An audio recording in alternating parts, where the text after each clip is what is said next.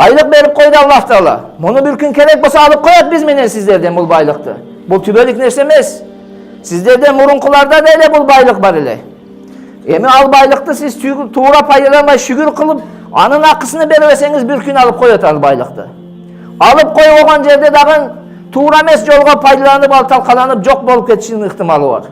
Meyli özünüz menen kala versin ölgüçöңüz. Ölgenden keyin sizi taşlap ketet.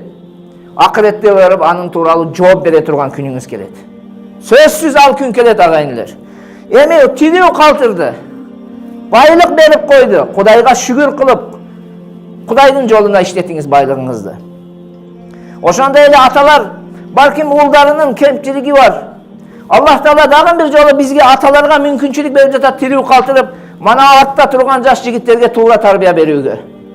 Туура Кудай Тааланы таанытууга, улууларды урматтоону үйрөтүүнү, кичилерге ызаттоону үйрөтүүгө дагы бир жолу биз менен сиздер аталарга мүмкүнчүлүк берип жатат Аллах Таала. Тирүү жашоо берип. Кыскасы биз менен сиздерди тирүү калтырганын чоң бир неамат экендигини түшүндүрмөкчүмүн агайындар. Өтө улуу неамат бул нерсе. Бул неамат кайра келбейт.